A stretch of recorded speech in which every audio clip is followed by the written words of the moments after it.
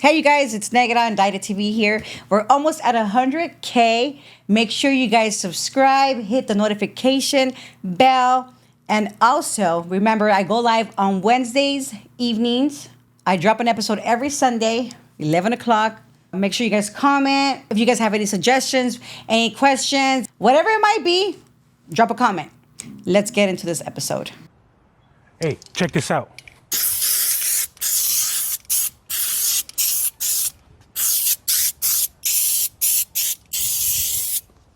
If you want to get into Navy Fed and get $20,000 in 95 days, comment the word credit. All right, come here. I already bombed this right here. Fix your credit. If you're Latino, you need to wake up. Fix your credit.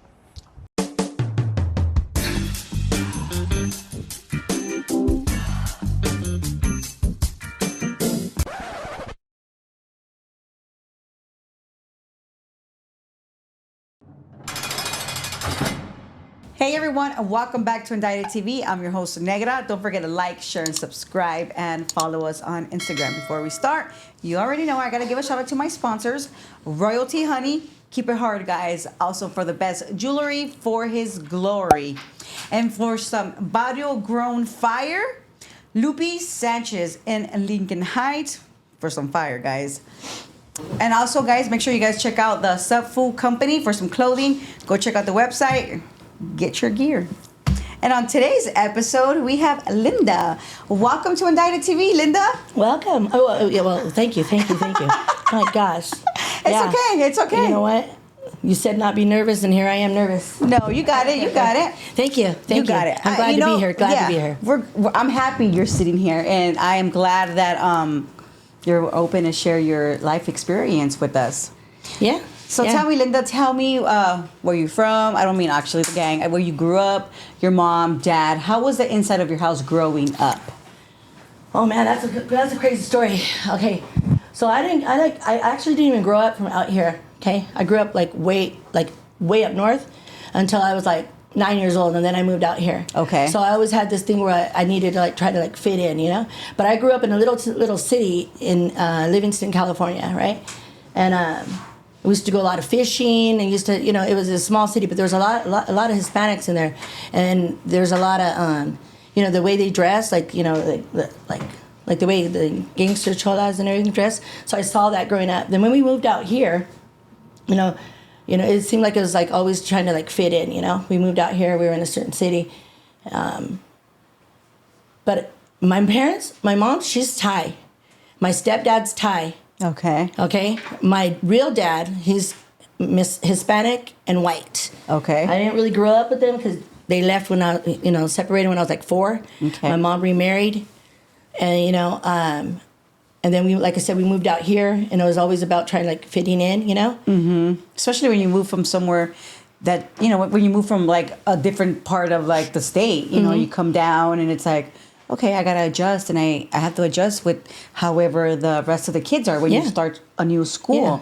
It's always tough. Yeah. It's always tough starting a new school. Yeah, So do you have brothers and sisters? I do.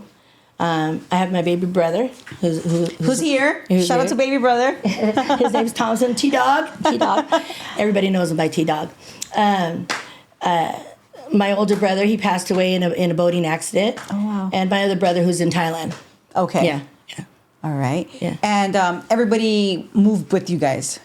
Yes. Okay. Yeah. Except for my other brother that's in Thailand. He came in the picture later, but... Okay. Yeah. Okay. And how was school for you?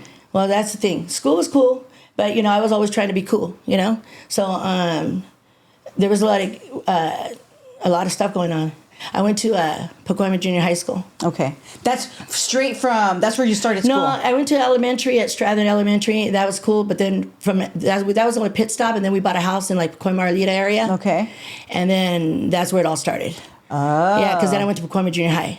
Got it. Yeah, got it. The guys there, everybody there looked different. The girls' hairs were feathered, Damn, no wonder you got the feathers still. Yeah, kind of, I was thinking about cutting it right here on top, so I need my M's. Hey, No, I'm just kidding. It's a thing now? I thought so. It's a thing I saw now. that. I It's a saw thing that. now. Yeah, I'd be watching the Santa Fe swap meet, and I'm like, oh man, look at them, dude. You can be yourself now. Yeah, back in the days. Yeah, because obviously, if you don't mind telling us, how old are you? 53. Okay. Damn, so you dude. lived in those crazy days. Yeah, dude. Like it was back in the 80s and 90s, you know, like the double Dutch bus. You know that's you know, yeah, that's cake. Anyways. So you're in junior high when your life kind of starts to change. Yeah, dude. There was so these guys, you know, baggy pants and the Charlie Brown shirts, like the hairnets, you know, slick back, you know, the little cholos. They're cute guys. So you liked it. Yeah. You liked that vibe. I like that look. Yeah. So And did you ever like start like dressing like it? Oh, yeah. And how was your mom? Like, how were your parents? Like, Well, my mom worked a lot. My dad worked a lot. We're like latchkey kids. We took care of ourselves. Okay. Yeah, that wasn't a problem back then, you know. My parents worked all the time, and we just took care of ourselves. I took care of my baby brother. That's why that poor kid, dude, I took him everywhere. I gangbanged with that kid with me. oh my God. Yeah. Poor He's out dude. there. Yeah, dude. Drive-bys and everything. Wow. Yeah. Let's not talk about that. But that's I'm just kidding. I'm just playing. So tell me, at what age did you? Okay, so you said at 12 is when kind of things changed for you. Well, do you remember like your turning point? Well, yeah, just going during high school was interesting. I just, like I said, I wanted to fit in, and I met the girls with like a feather hair, and you know, it all happened when I was walking home. I had to go through a tunnel, right? And this guy was there, and he asked me if I wanted to smoke a lovely. I already smoked a little bit of weed here and there, and I was like, "What's a lovely?" And I guess it's, you know, marijuana dipped in some juice. Yeah, PCP Yeah. juice. Yeah. Well, Those are intense. yeah, crazy. That was a drug back then. It though. was. That was crazy. Yeah. So once I started that, it was just. It was over. It was over. And you're 12 years old. Yeah, I'm 12. This point. Yeah. At this point. I'm 12. Yeah. Were you by yourself, or was it like with other girls? With that guy? No, I walked had a up to you best guys? friend. Her name's Cynthia. Okay. Yeah, I said I'm going to mention her because she's still my ride or die. You know, we've gone our separate ways because of marriage and, you know, growing up. But we just because I separated from my husband, we recently reconnected. But we have that bond, and I told her, you know, I'm going to talk about it all today. So pay attention. Pay attention. Watch it, girl. I'm going to talk about her life. No, because yeah, she was my road dog, and then her cousins were older, and they were cholas from the neighborhood too, and they were from like, oh, I'm not going to say, but anyways, they were from like the older area part right there. Yeah, well, I'm gonna say the older part of Pacoima. They're all old. Look, if I'm 53 now, I was like 12, 13. They're They like were in- like they're like they in were their 60s 17, now. 18. Those girls, right? Okay. So that's why we had to start like another neighborhood from our hood. So Like a clique, you're like, saying? yeah, and that's what we kind of did. But anyways, long story short, I liked it, yeah. And I started doing crazy things. I started not going to school, hanging out, going to ditching parties. Ditching parties were very popular back then. They were.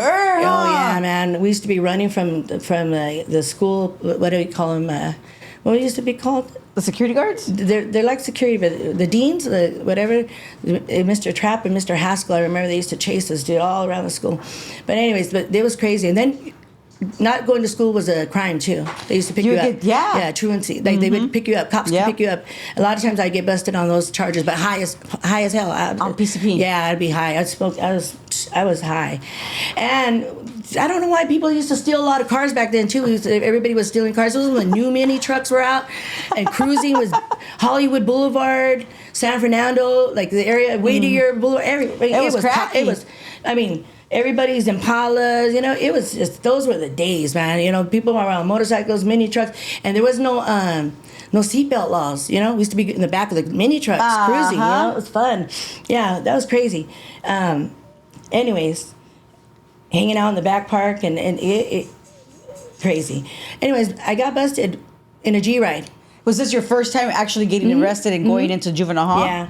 So tell me about your experience, your first time. What did you go for? You said a G-ride, but tell me how it went down. We were high driving and we must have been driving real slow. Because that shit makes you super slow. Up in the mountains. Yeah, shout out to, I don't want to, can I say his name? Yeah. Shout out to Dreamer, dude, because you know what? Shout out to Dreamer. Yeah, Dreamer, dude. You know what? We got busted together, but he's doing real good now. Good. But you know what? I'm pretty sure he probably doesn't even remember I'm pretty sure he might because he was like 17, 18. I was young. I was like 12. And we got busted in a G ride up. I think we were just joyriding in a car, and they pulled us over. We were shermed out. We were high. We got taken in. It was my first time in juvenile hall. And how did they go for you in there? Well, How long did you do? gosh, I got sentenced to placement. I got made a ward of the court, and I went to like placement. The first time you went to jail? Yeah. Well, I probably got out. You know what? I think I got out. I probably got out on that one because, I got busted again when I was like 13. So I had to have gotten out on that one because, I'm thinking about it because there was one when I actually did the dent pulling or the screwdriver. Mm-hmm. And then me and my homegirl, Boo Boo, she decided she wanted to drive. She don't even know how to drive, but I let her drive, right? I'm like, all right, you drive. And then we turn around the corner, come down the street, boom, she crashed the car. She crashed right into somebody's car. We run into their house. The helicopters are over there looking for us. We end up getting busted. And now I'm like 13. She's 15. We're young. Yeah. Yeah. Yeah. And so we got busted. I ended up going to placement on that one. So you did go to, what juvenile hall did you go to though? Somar Juvenile You went Hall. to Sybil. Tell me about your first time actually like staying the night and staying there your few days, and how was that process for you? Oh man, that was crazy. Because I'm high. Because I'm usually high when I get busted. They classified me 5150 most of the time. At such a young age already. Yeah. Oh yeah. So I was never allowed to be by myself. So I was in the day room. I was on day room watch most of the time. Really? Yeah. So it was fun. Like, did you like flip out or something all the time? Sometimes, not a lot. I mean, not really. I would just go. But why did they put you at 5150? Is it because of the SHRM? Yeah, because of the SHRM. And I have a assaulting police officer. Like every time, I guess when you're SHRMed out, you feel like Shira. Like, so if people put hands You thought on you were me, Shira? Is that what you were going to say? So. Yeah, because I've been hogtied a lot, dude. They used to fucking shackle my feet and hogtie me, carry me like a pretzel and shit. I remember some crazy shit. Yeah. That we do to ourselves, huh? Yeah, because the cops would have to restrain me most of the time. When I would get busted. Yeah, because when you're from PCP, you're like strong. Yeah. You want to fight everybody, but especially if they're putting hands on you. Yeah. You don't even know why they're putting hands on you. Yeah, for sure. Nah, but yeah. So I don't really remember. I think I woke up and I was probably in the infirmary because, I woke up in a rubber room a couple of times. Like really? Yeah, like with just like a muumuu or a gown or like hardly anything on, really. Wow. In a rubber room. So you don't hurt yourself. Yeah, so I don't hurt myself. Have you ever been in a padded room? Oh, you have? Oh, so you know what it's like. Yeah. My brother, they put him in a turtle suit one time. We got busted in Nebraska. Yeah. Well, that's a whole different story. Yeah. That's a different story. I was older. That was even after all those days. Because I have 16 years clean, and I'm going on 17. Oh, good for you. Congratulations. Thank you. That's a big accomplishment. Oh, yeah, for sure. Compared to where I came from. Yeah. When I started doing drugs, right? Yeah. Okay, so let's go. So you're in juvenile hall and you get sentenced to placement. Yeah, placement. And I go to Aviva Center. Okay. It used to be the hamburger home over in Hollywood. Okay. I was there for... How was that for you? That was crazy. It was a great experience. It was a beautiful mansion, man. Really? It's right on Camino Palomero on Hollywood Boulevard. It's still there. Aviva Center, but it's more like a detention center. But back then it was like a home, and they had 3 stories, bedrooms. It looked like all of us had our own bedroom except for when you first got in there. It was really cool. It was nice. I liked Aviva Center. Yeah, and they had a school on the same grounds, Okay, so you didn't leave at all. The staff. How long were you there for? I was there from I was like 13, probably like a year. Oh, wow. Like 9 months to a year. And did your mom go visit you? Oh, yeah. Okay, so your mom was there throughout your whole my mom was BS. always there. My mom, my brother, my dad. Everybody. Yeah, they always, unconditional love. Oh, that's dope. Unconditional I love, no matter how I was, man, no matter what. Never lost faith. They just loved me through that, dude. It was crazy. And then you can go home on weekends and they come pick me up, take me home, spend the weekend with them from placement, yeah. That's nice. Yeah. Because you were changing. No, I really wasn't changing, dude. I really wasn't. When I go home, I'd go out on weekends. I'd still go back to the neighborhood and do dumb shit. And what would your parents say? Like, what the fuck are you doing? Like, what are you thinking? Yeah, I used to lie to them. I used to go see my friend. And they'd be all right. Naive, huh? Yeah. They're Oriental. Mm-hmm. They're Oriental. That should say it all. I mean, they just say, "Oh, okay, well, they're busy." Yeah. Like, all right, Dad, I'm gonna go hang out with my friends. I'll be back. Like. And you come back off messed up. Yeah. Yep. Wow. Yeah, that was crazy. So what happened after that 1 year? You finished placement. You're back in. You know, you're back home, going back and forth. Continuation school. You I went to Cornwall continuation. Yeah. I was Okay. at Cornwall Junior. Oh man, that was crazy right there, man. There were so many fine guys, and anyways, yeah, because you're there with everybody from like all kinds of neighborhoods, and you're All the bad people, all the bad, honestly, all the bad there was kids. like me and 2 other girls. There was only like 3. There's not a lot of bad girls. There's a lot Oh. of bad boys, though. You know. So we were in continuation school because I wasn't allowed. By the way, I got caught with PCP on the grounds of Cornwall Junior High School. So I was banned from all of LA Unified School District. Okay. Yeah, that was one of my punishments. Yeah. I couldn't go back to LA Unified. So I had to do The continuation somewhere else. probation schools. So I was going to Cornwall Continuation School.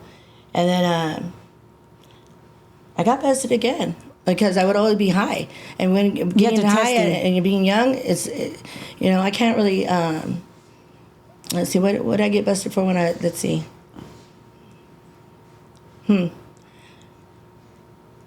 trying to think about what I got busted for when I was like 14, 15 years old. Probably just being high and under the influence, again, a violation of probation. That's probably what it was, from huh? school, Just violations. You going back and forth. Because then I ended up going back to the same placement center when I was about 14, 15, because I was in the 10th grade. Okay. I was in the 10th grade, and I was no longer allowed to go to the school there. And so they made me, they said I had to go to Hollywood High School. So because of where I was in my grade level, the schooling there, education-wise, it wasn't sufficient. So I had to go to Hollywood High. So I ended up going to Hollywood High. And what did I do? Call one of my homeboys to meet me up at the Hollywood High School, bring me some fucking juice, and I started selling from Hollywood High School just to make extra money, Oh, just to have wow. stuff. And I ended up getting one of the girls in the house high, and then Sorry. yeah, God bless you. Thank you. I ended up getting one of the girls in the house high, and then they ratted on me. And then by the time I got back, there was a bolt on my door like that, and they said that they had already called. Oh They were yeah, there to you were pick me messing up big time. Oh yeah. And then I walked. Then I just said, "Fuck it, I'm gone. I'm thinking some motherfucker's gonna lock me up. I'm gone.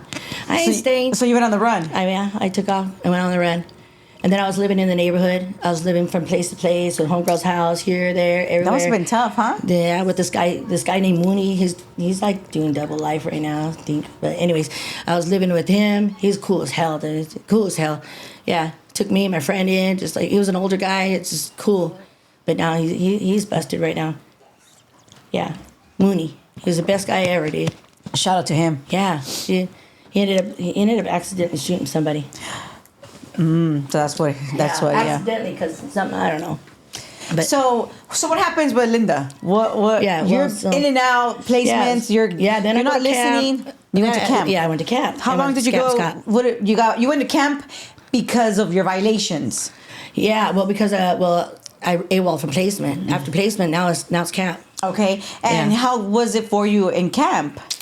Wow, you know what? Bad. No, I liked camp. No, but you know what? I made a lot. I had a lot of enemies. Because I was gangbanging. You hoop bang everything. Hoop bang. It's all about neighborhoods when you're young. So it is right.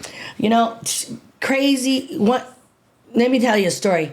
I had long, beautiful hair. Like this one girl. Back then, they used to be able to put Nair in our packages, bring stuff. Some girl put Nair in my shampoo. And I was walking. Yeah, that's crazy, dude. Oh, Yeah, I had man. some enemies, but you know what? I held mine. I held mine. I did what I did. I got along good with the staff and everything. I always got. I have a good heart. You know what I mean? It's just that I just was. You're just a loca. Yeah, I was crazy. I guess it's a loc. That's what it was. Loc. I kind of lived up to my name. I did a lot of crazy shit, but yeah, I have some crazy stories. Wait, but tell me about camp though. Tell me about this experience. Tell me about this. Her putting Nair. What about when you washed your hair? No, I didn't want. I was on my way to the shower, and my girl goes, "Hey, no, give me your shampoo, girl. Give me your shampoo." I'm like, what? This is my brand new shampoo. My mom just bought a white rain, right? White rain, And I was like, "No, girl, no." She goes, "Here, use mine." And she goes, "Trust me." And I'm like, "Okay." She tossed me hers, and she goes, "Don't use yours." And I'm like, "Why?" She goes, "Give me yours." And I tossed it to her because it's the same thing. And next thing you know, I was like, "What happened, dude? Why?" I didn't use it. But she said, "Look at this." And when we reported out, it's pink. And it's white rain. It's supposed to be clear. She said, that girl got you. That was a. She says, you're lucky. Yeah. That little girl was from Florencia. That girl to save my ass. She was, Shout out to them. Yeah. I remember her. I don't want to say her name, but anyways. Yeah, maybe I did. Fuck it. Yeah, Grumpy. She's the one who told me, hey, girl, don't. You know? She looked out. She did. She don't use that shampoo because she heard. How was it like when you got there? As far as like there's like you got to march, you got to be in the bunk. Oh yeah, that's crazy. You have to go through a lot of hands out. I was in juvenile hall when we used to wear jeans and like t-shirt, white striped little t-shirts. Yeah, jeans and little bubblegum like shoes. And then they changed it to that ugly ass yellow and mustardy color. Sometimes there was some crazy shit. I don't even know. The guys used to be able to. They watched us showers and that it was crazy. What? Yeah. What do you mean the guys watched you guys shower? Yeah, like I'd be like one time I went to this lady told me because I was small, but I still didn't want to see me. You know what I mean? And I was like, hey. Can you close the curtain? You mean like the inmate boys or the guards? The guards. Those perverts. Yeah, that's what I'm saying. You know, the probation officers. I want to say that too because everybody's talking about these lawsuits and shit. But you have to be like born in 1982. I'm born in 72. Why can't I be included? You know what I mean? Yeah. Because I'm thinking those guys used to. You know what? They used to have to squat. No, bend over and spread your cheeks. Spread your cheeks. After every time you shower, spread your cheeks. Shit? No, like when you're coming back from court or a visit. Oh yeah. Spread your cheeks. That's like too much. When you're a minor, that's bullshit. No. Yeah. Anyways, yeah, I remember her telling me, "Just shower, Miss Rowe. Nobody wants to see your itty bitty titties." I'm like, "Oh, itty bitty titties," because I was only like 12, 13. I didn't even have anything. I was like a 32 AAA, you know. 32 AAA. I was small. You know. The way you say it. Yeah, I was tiny. But yeah, no, juvenile hall was crazy. I mean, I was in GH, NO, RS, all the units up in there. We used to play flag football with the boys on the yard. We used to play baseball. It was kind of cool. They gave us a lot of activities. They let us go to dances with JK. GH. The other units with the guys. Yeah. You have to be on the top of the merit list and doing good. Mm-hmm. So that's the only reason why I would try to do good. But just because, bitches are jealous. Dude. Oh yeah. They hate on you for all kinds of reasons. I don't even know why I was hated on. Sometimes I was just hated on. Fuck it. Yeah. You gotta do what you gotta do. That's right. So you were always just getting in fights as well. That was crazy. That's why I went into prison with that mentality too. That's kind of fun. Yeah. So you went through some shit as well. Yeah, dude. Okay, so we're still in. We're in camp. We're in camp. We're in camp. What would you say was the craziest thing you experienced in camp?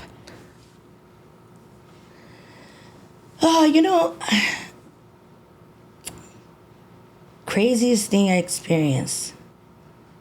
I don't think it was a lot. I don't think there was a lot of crazy experiences. I think I had good experiences in camp. Honestly, what would you say was the nicest experience? Dude, going up to the TP because Camp Scott and Scudder. There was Camp Scott and Scudder, and then there's a TP in the middle. Mm-hmm. And if you're on the top of the merit list, and I was a straight A student because I just want to be smart. I always wanted to know. I was a smart ass. I always asked the teacher, "Hey, I don't understand your question. Please answer it." Anyways, we used to be able to go have co-eds, dance, roast marshmallows and chill and go into the swimming pool. Yeah, we used to swim with the boys at camp. Damn! Yeah. Did you guys have your sections or no, you guys? Dude, they just let us swim, dude. What? Yeah. Did you have a boyfriend? Dude, I talked to a lot of guys. I didn't have a one set boyfriend at all. I talked to a lot of guys in different neighborhoods too. Yeah, I was just riding kites. Yeah. I didn't have a boyfriend. Yeah. I didn't have a boyfriend. You had a few pen pals. Yeah. I did get a boyfriend when I was like 14, but back when I was like 12, 13, Yeah. I was just experiencing life. Yeah, in a different fucking way. I was actually having fun with the drugs and gangbanging. That was fun. Well, I feel like if you're really about that life at a certain age, it's like even for the boys, like for the guys, there's some guys that get busted for life at 15 and never had sex because their main concern was banging, not a girl. You get what I'm saying? Yeah. It's like a different thing. And you get what I'm saying, right? Yeah. So that was you. Like you're just you're in love with the streets. Yeah. You're in love with the hood. Yeah. You're in love with the drugs. Men are there, but yeah, they're just there. I had different boyfriends. Yeah, I had a guy named Mario. You know, I think they called him Mousy. To be honest with you, I don't even remember what they called him. Like, honestly, he wasn't really gangbanging. He was just like, you know. He was like a little thug? Yeah, his older brother, I think, was Mousy. So he was probably like, but he just didn't bang. But he just, you know. Yeah. But yeah, no, I'm just thinking about it. Like, I did have a boyfriend, but not. But wait, let me ask you this: while you like when you guys were like when you were in juvenile hall with the co-eds or whatever in the pools, like the people like the kids around with each other? Hell yeah. Really? Yeah. Undercover when we got caught, you know, whatever. What are you going to do? Lock you up? No. Oh, dang. Yeah. I didn't know. They would try to keep us arm's distance, but you know. Okay, yeah. Yeah. And they would even let us watch movies. We'd have movie nights and everything. Yeah. Oh, We that's have some pretty cool. cool staffs every now and then. That's cool. Yeah. And how long were you in camp for? Yeah, I was there for like probably 9 months. Okay. About 9 months. And what happened to Linda when she came home? I got out and I got to go to San Fernando High School because the continuation schools didn't offer the classes that you need to have enough credits, so that they had to lift the LAUSD ban on me and allow me to go to San Fernando High School. And that was a whole different That was thing. a whole different story again. Once I got there, yeah, I stayed. I graduated. Okay, good. But I was still from the neighborhood and doing everything crazy. Yeah. I was still doing a lot of things. I graduated. I did graduate though, but then I was slinging SHRM. I was slanging PCP. That's intense. Yeah. I had a boyfriend. He was younger than me. He was a couple years younger than me. And you were how old at I'm a cougar. I'm a cougar. All my boyfriends are you babies, dude. Nah, just kidding. No, I'm not kidding, dude. I'm not. I gotta tell him myself, girl. Now I think about it, shit. I was like 16. He was 14. Yeah. It's funny. Yeah. I just left my last one. He was only 42, and I'm 53. Boy. Damn. Yeah. You're like them younger ones, huh? Yeah, I get him young. No, I'm just kidding. That's crazy. Okay, so you're out of camp and you go to San Fernando High School, you graduate, you're still doing your thing though. You haven't gotten in trouble. Yeah, I stayed out, but I'm just doing my thing. Just, you know, getting in trouble in any way possible in the neighborhood, but, you know, Yeah. still going to school. Because So- I'm on probation. I got to report. for sure. You know? But I don't even know how I got away with getting high. Yeah. You just did. So what led you to you going to YA? Now that's a different story. That right there, I don't even understand how that happened. But so I guess there was stipulations on my juvenile record that if any other case were caught, that I would automatically go to YA. Okay. So then I ended up getting busted. Like the same month I turned maybe like 2 weeks after I turned 18. Like 2 weeks after I turned 18, and because I was still under the juvenile system, they took me to YA. Okay. They took me to YA, and something about something about the number. I only stayed there for like three months. To be honest with you, I was there for 3 months, but because I had caught a case, and they wanted to try it as an adult. What was the case? The case, oh man, I got busted in Compton with 2, back then, those apple juice bottles that used to be glass, Gerber bottles? Yeah. Well, I got caught with 2 of those. I got That's busted. a lot of that's money a right lot. there. Yeah, that's a lot of juice. Me and my homeboy went and we got busted in Compton. You're Yeah, that was crazy. I got busted.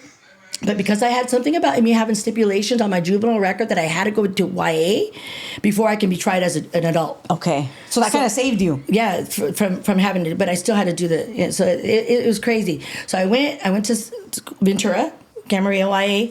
I was in Montecito. I didn't like it there. That's crazy there. Why? I just didn't like it there. I spent a lot of time. Well, I was in the reception area I was there during the Rodney King riots. Really? That's when it was there. Yeah, we were locked down. I remember being locked down because of Rodney King beatings, because they were afraid that, the riots would come out because it was all, everybody was fighting. So they locked us down. They locked us down for like a whole week during that whole week of like whenever rioting. Yeah. I remember that too. Yeah. So I was in YA. I mean, that's when I had to go back and I had to give up. I had to do whatever it was I had to do, but I had to. In order to emancipate and be tried as an adult, they had to let go of that number. But I was never at YA for a long extent of time, but because my stipulation was something about going to YA. You just had to go and hit it. Yeah, I had to go. So then they could remove it. Yeah, they removed it. And I was only there for 3 months. And then I got out. I got out of that, and I'm still fighting my case. I'm fighting my case as an adult, right? They just wanted you to go to close that, probably. Yeah, and then you got released, and then you were still fighting your case. Yeah, I'm still fighting my adult case. Okay. Yeah. For the PCP. For the PCP charge. Yeah. Okay. Yeah. And I'm fighting my case. I'm trying to do the best that I can. I'm working at Panorama Mall. I have a job. I'm doing good. But you're still getting high. I'm still getting high. Hell yeah, dude. How can you even function on PCP, I don't know, bro? dude. I don't even understand, dude. I don't think I did much, but who knows, dude? Let anybody else who sees this tell you, dude, because everybody thought I was a whacked out Indian, dude. I don't know. Anyways, I did a lot of PCP, dude, a lot. So I was still getting high, and I went out one night. This is some crazy shit. I went out Halloween night. I think I took my brother trick treating and shit, you know. And I decided I wanted to get high. And I went out and I got caught slipping. Back then, it's in the 90s, right? There was a lot of gang affiliation, a lot of shit going on, a lot of drama. And like I told you, I was out, but I was not staying out of trouble. So there's a whole bunch of shit going on, dude. One of my homegirls got killed. This is a lot of stuff, a lot of stuff, man. And I got caught slipping. I got caught slipping in the fucking dude, by the worst way. I was high as fuck. I decided I want to go to a certain neighborhood on a certain street and get a sherm stick, and I decided, because at this time I'm not even slanging. I'm not slanging because I'm fighting a case, you know, but I need to get high, right? So I know where to get it, so I'm gonna go get it, right? I'm walking back home. I'm walking by Pacoima Junior High School, and there's like a Regal driving by, and next thing you know, I see these guys. I'm like, oh, scared. I'm like, what the f*** is they're yelling at you? They're yelling some bullshit, and I'm running across the street, dude, and mind you, I got to get around the freeway. You know, so the 5 freeway goes right here, and I'm trying to run. It's dark. It's late at night, and I'm trying to run, and they're driving all crazy and screaming shit, and I'm like, f***, dude. And I'm trying to duck and dive, and dude, I got caught slipping, dude. They run up on me, they cracked me with a baseball bat. Yeah. Fucked me up in every which way possible, dude. Like, I don't even know what happened, dude. I feel like, dude, this is honest God truth. I'm gonna say this. Had an out of body experience, dude. Like, boom, I was gone. Next thing you know, they laid me at the back park, Orca's back park. So you got beat up. I got beat up, and from the police reports, dude, it was bad, dude. Bad. I was raped, sodomized, beat with a baseball bat, and all kinds of shit in a way, dude. Put it this way: when I was taken to the hospital, I was pronounced dead on arrival. Wow. When my family got there, they were there to identify a body. Well, they were there God to identify a alive. body. You're alive. Yeah, and some shit happened. Like honestly, I tell my baby brother doesn't even know this. Like he can't really remember. I told him, babe, like it feels like it was him who pulled me back. Like I could see him crying for me. Like my whole body. Like I was there. I was there, but I wasn't there. You know. I understand what you're saying. Dude, yeah. and I had like in the movies, like you're seeing your body, but you're out of it. That's some real shit, right? Yeah. So I mean, so everything happened. Like I saw myself in the back. I see myself in the park, laying there naked. You know, dude. How I got from there to the hospital, you know, I feel like I saw a man on a horse. You know what I mean? Like I don't know if somebody found me on a horse and then they called the ranger. I really don't. It was kind of like a blur. Of course, it's like so surreal, you know. And then I saw my baby brother, and next thing you know, they're using those machines like boom, boom, boom, and they're like shooting all kinds of needles in me, and wow. and they told my mom that there's no telling what state of mind I will ever be in because you were beat so much bad. oxygen it's lost to the brain because I wasn't breathing, or whether drug induced PCP or who knows what. I really don't know, but they told my mom that I was gonna have to learn to walk, talk, eat, and everything again. And I ended up I stayed like that for a while, and I ended up in a mental hospital. From that? Yeah. I was in a mental hospital. And I don't really know anything. My family would come see me, but I didn't know who they were. I didn't know. For a long time. For a long time. Oh, my God. Yeah, for a long, long time.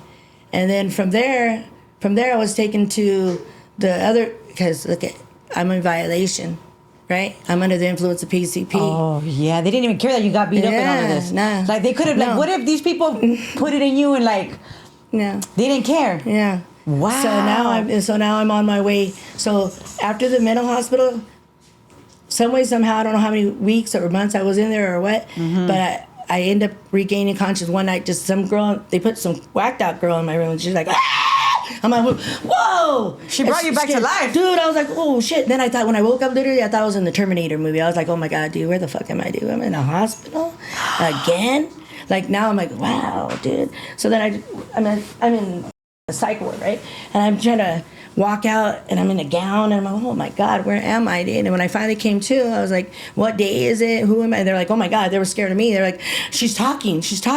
Are you okay? I'm like, wait. I guess I was there, and I was so like out of it, yes. right? Oh but my some way, somehow I God, came to, Linda. right? Yeah. I came to, but from there I was going to Sybil, you know. Also, from the mental home where you were at kind of recovering and they were just taking care of you. Yeah. You were still going. You have this case, obviously. Yeah. So you went to Silver Brand, picked you up. 5150 status. Yeah, they put me in the 50. They put me in psycho mental ward At Silver Brand. Yeah, the cycle where they throw shit on the walls, crazy bitches do. But I got out of there because I saw one of the other COs when I was busted before. He knew me, and I was like, Mr. Garza, get me the fuck out of here, dude. Like, come on, dude. Well, I'm in here with the. He goes, well, what are you in here for? I'm like, I came in on a up charge. And I started telling him about my charge, how I was under the influence, how all this shit happened, and then he was like, well, I'm gonna get you out of here, girl. Oh, so then he got me nice. out, and he put me in 3100, and I went straight to working at IAS. Damn, you're an ICE agent, bitch. Get out of here with that shit. Get out of here. No. IAS. I was going to say IHSS. Jesus Christ. No, I work that for my mom right now. But no, IAS, Inmate Answering Service. Oh, they were? They did have like that. That was us all day long, the girls. It was fun. They don't have that. Like that the was call centers. Yeah. We used to be like inmate, people would call it Inmate Answering Service, and booking information, kind of help you. Yeah, I remember that. Yeah, we did that. I mean, I was too small because I'm 42. Oh, okay. But I still remember, like, you know, it happened for a long time, like the call centers, you know? Yeah. Okay, so you're in jail, you're in Silver Brand, you're fighting this case because you're not sentenced yet. No, I'm not. For the PCP. No. And tell me how it was. Well, obviously, you're in Silver Brand, they send you to the 5150. It's horrible, obviously. Like, you're in it there with these crazies, like, literally, like, you know, mentally unstable people. Yeah. It's, you know, it's just... So you get out of there. Now you're in mainline. Now I'm in mainline. And how was that for you? How was that? Because you've never been there. And then because I was YA affiliated, they put me in the state dorm. So there's differences. The state dorm was 31, 32, and 33, 3,000, 31, 32, right? I've never been to Silver Brand. Only to clean it. Oh, yeah. Well, there was, I think it was 3,000, 31, and 32. 100. There's 3 floors in Sybil Brand. Okay. There's a walk up the ramps. Anyways, I have stories about Sybil Brand too, girl. Let me tell you. Anyways, I was there a long time fighting my case. And now this has got to be, what, 91? It's got to be 91, right? Yeah. This is 91. Yeah, I'm pretty sure it's 91.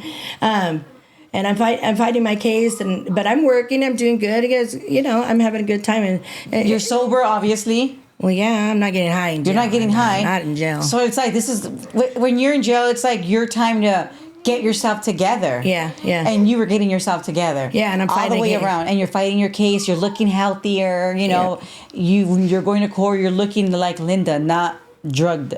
Linda, Yeah. You know. So tell me about you and Silver Brand.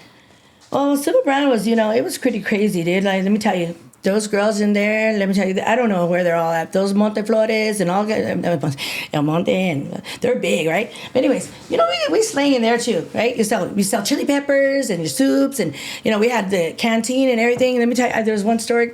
I need to tell this because it's the funniest ever. The girls working the food line, right? Mm-hmm. The main, and I was wearing in the state dorms. We used to have dresses, and like we had long boy shorts, socks, whatever, and I would roll my dress up and wear just my shorts with my boy socks, right? And I was walking through the line, and we had agreed that I was going to come in. I was going to get the chili peppers for our soups because they're going to get them from the kitchen, right? And they give them to me in a brown paper bag, and I'm walking by, and, you know, I stick them in, I grab from underneath the milk cart, I grab them and stick them in here, put them in my, you know, I came walking, you know, they're like, girl, anyways, long story short, it's like, oh, you know, we need you to do this, and I'm like, all right, I'll do it, no problem. Do you know those chili peppers? Do you know the peppers fell into my thing? And when I was going back, I was, oh my God, swoosh. this is crazy. Your shit was burning. Oh my God, burning. So we have to line it up. You can't even go, like from the chow hall, you have to line it up on the wall. They don't let you in until you line it up. You kind of turn around, kind of make sure that some of the SEALs will come and make sure you're not bringing anything in. But I had mine right in there, you know? Like they don't really, it was guys, so we knew they weren't going to touch, right?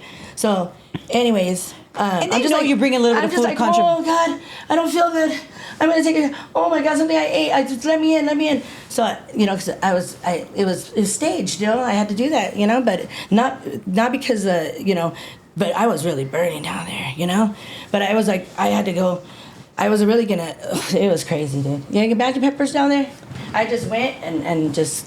I took it out right there. Got it. I shoved it under somebody's bed. Went to the bathroom and I didn't even care. I was using the water from the toilet. Clear.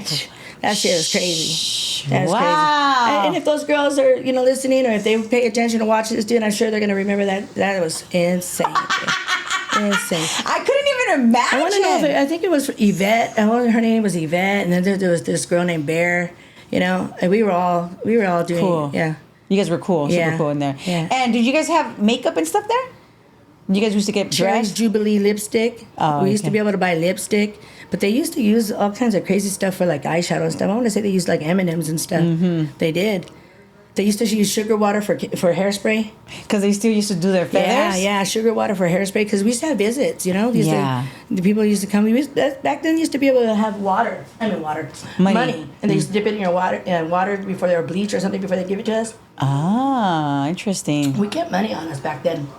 That's why a lot of people used to get beat down. There was a lot of crazy shit that happened in there. Tell me what was the craziest thing you experienced while you were fighting your case? Because you weren't sentenced yet. No, I wasn't sentenced yet. No. What did you get sentenced to? 5 years. Oh, okay. So 5 years. Yeah. And for the PCP. For the PCP, yeah. Because it carried, it ended up being a possession for sales with the intention to cause great bodily injury. Yeah. Because of the amount. So I got 5 years. Yeah, that's a lot. Yeah. That's a lot. Well, still, tell me, what was the craziest thing you experienced in Silverbrand? That you experienced or that you saw, like, oh, man, that's fucking crazy. Probably, like, when girls would, like, beat somebody up, like, with, you know, the socks, you know? The lock in the socks? Yeah. Well, that was in prison. But over there in jail, I think it was soap. They used to put the soap bars. soap bars. You're right. You're There were right. soap bars. They put a bunch of soap bars and, you know? There's a lot of crazy things. And, you know, and we used to be able to smoke back then, though. Inside our dorm. And, Really? Yeah. Everybody's just walking around smoking cigarettes. They had cigarettes. cigarette machines. Ah. Yeah. So we used to be able to buy cigarettes from the machines. You used to smoke cigarettes? Yeah. It was cool. We smoked back then. So you never really knew. But, yeah, probably, like, you know, just you know.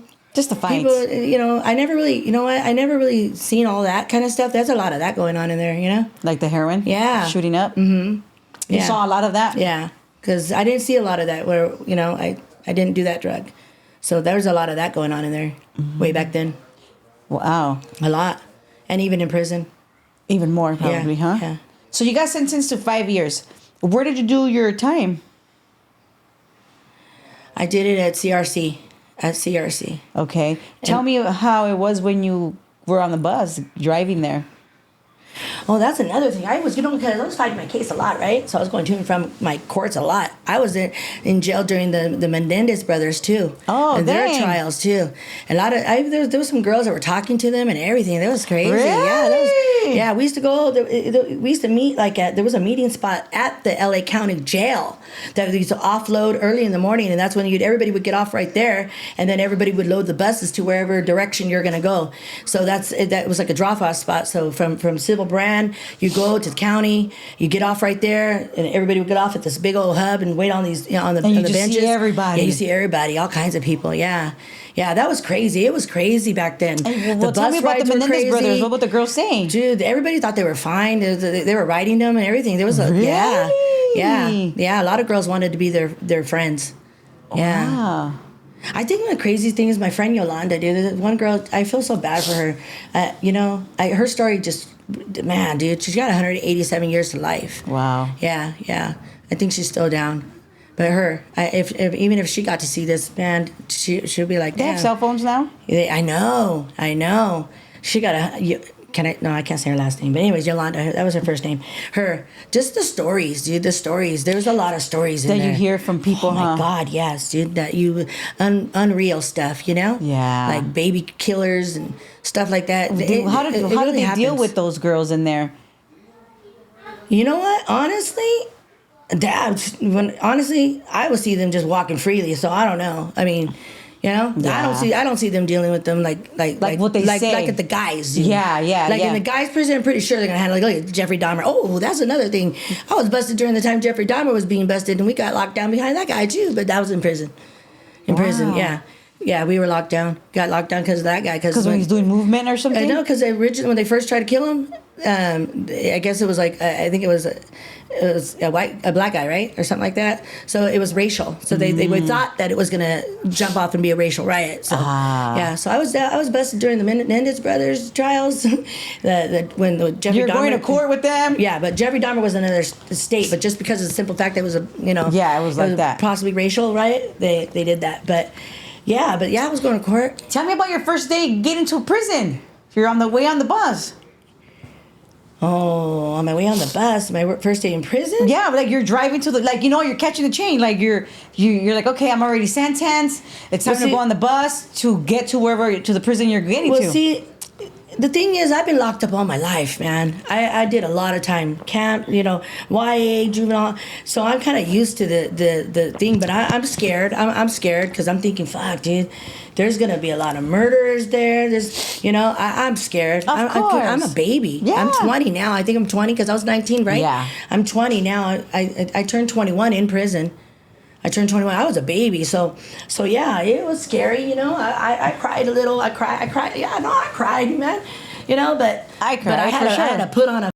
You know what? The big girl pants. Yeah, You wanted to be running do wild. what I gotta do, right? Mm-hmm. So, yeah. I mean, I got there. It was crazy. Let me tell you about my first day in the Chow Hall. That right there. That's okay. Tell me about your first day in the Chow Hall. Let me tell you, girl.